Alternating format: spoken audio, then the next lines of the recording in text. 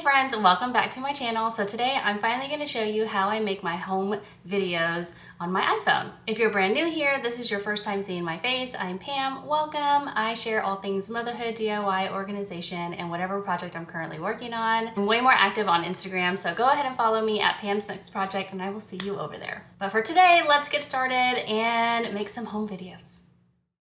Before we start editing, let's talk about shooting video. A lot of times we shoot video with our phone vertically, and I want to encourage you to flip your phone sideways to shoot horizontal because it will just be so much easier to watch on your TV when you're done. My second tip is to film way more than you think you need to.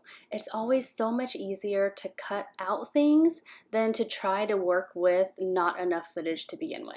But here's a trick I like to use all the time. Keep your live photos on because you can turn those photos into videos, and I'll show you how. All right, let's get to the fun part. The app we're using is InShot, and it is a free app, but I recommend upgrading to the Pro version for $14.99 a year because you will remove the watermark and have access to way more transitions and effects. Step 1 is to load all your footage into a project. You can select just video, just photos, or you can click all to select all of them at one time. And then before you start editing your clips, step 2 is to go ahead and pick your music. I find this easier to do at this step. So you can use the InShot free music that's in their library. You can use a paid service like MusicBed, which is my favorite, just because I find their selection to be awesome. There's also Thematic where you can get free music. And then finally, YouTube has an audio library where you can download free music as well.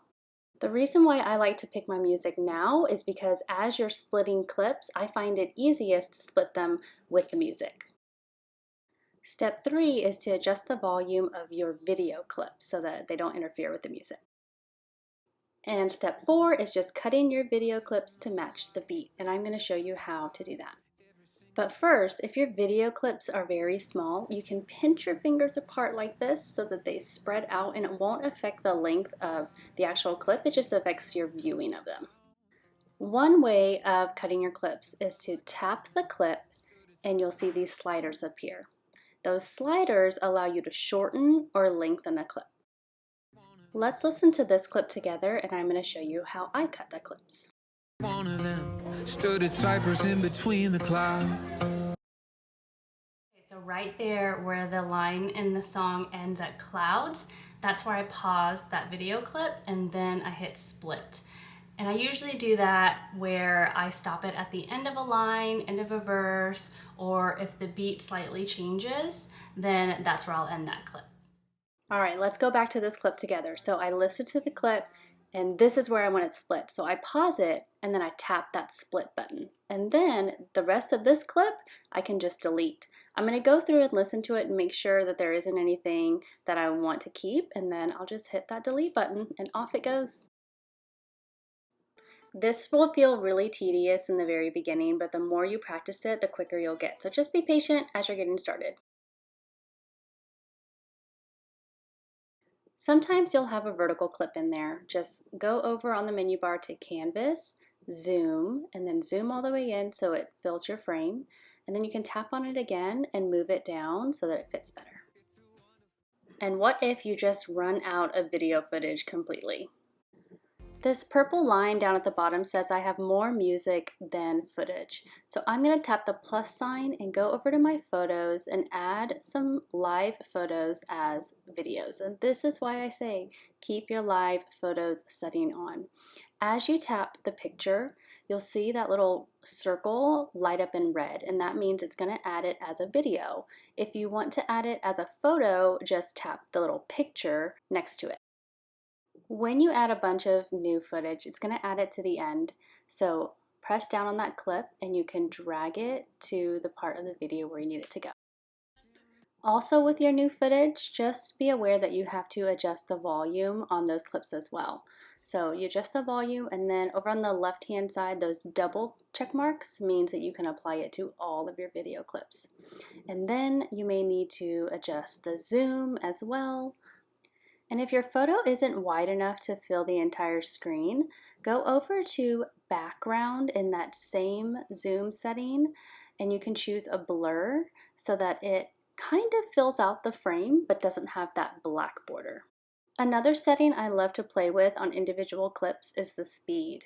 So you can speed up the entire clip, or you can click over to curve and you can speed up certain parts of the clip, slow down certain parts of the clip. You can also slow down clips. Just if you do that, make sure to click the smooth button. It makes a really big difference. Okay, another tip. When you're filming, use Slo-Mo a couple times.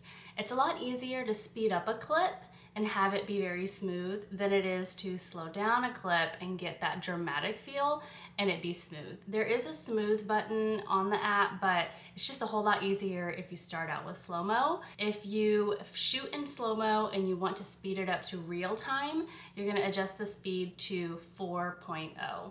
And I usually like to speed it up from Slo-Mo to 2.0, and it's still slow, but not too slow. Sometimes you'll have a live photo video clip that you just love and you want to extend it. Over on your menu bar, scroll all the way to the freeze button, and what that does is it takes a portion of that video and it freezes it into a photo. And then you can stretch out or shorten the length of that photo. For your actual photos, tap animation and add a little movement to your photo. That way it flows a little better with the actual video. You can do a fade or a zoom out. It just really makes a difference.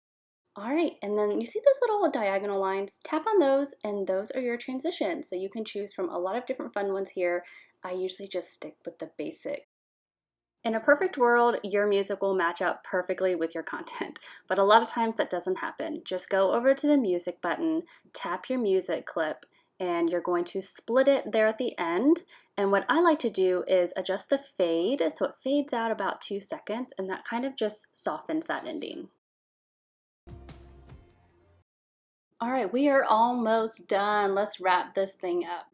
All right, let's add a title clip. I usually take the first clip of the whole video and tap filter, and I'm just gonna adjust it so that it's a little bit darker. And the way I do this is go to adjust, I take the lightness all the way down, the saturation down a little bit, and the fade all the way up. And it allows the text to just pop off the screen. And then just tap the text button and type in the title of your video. If you notice you don't have these fonts in your text, it's just because I added them myself. But they have really great text options included in the app. You have so many different text options in here. You can play with the font size and the spacing in between and the spacing between your lines to really make it your own. And then after you're done with your text, you're just gonna listen through it one more time before you save it to your camera roll. You can either send that video directly to your family and friends, or you can upload it to YouTube as an unlisted video and only the people with the link can see it. This is what I recommend because you can log into YouTube on your TV and see all your videos in one place. All right, guys, you're done. It's so much easier as you practice, I promise. I know this video makes it seem like it's very in-depth, but it goes really quickly, especially if you have some practice doing it. I hope this shows you how fun it is to do, though. This whole video took 38 minutes to edit. This YouTube tutorial video took weeks to edit. So you can do it. I promise it'll be worth it, and just getting to watch those videos on your big TV screen makes all the time worth it, I promise. All right, well, that's it for me today, friends. Thanks so much for watching. I'll see you guys next time. If you want to see future videos, make sure to subscribe and hit that bell, and I'll see you then. Bye.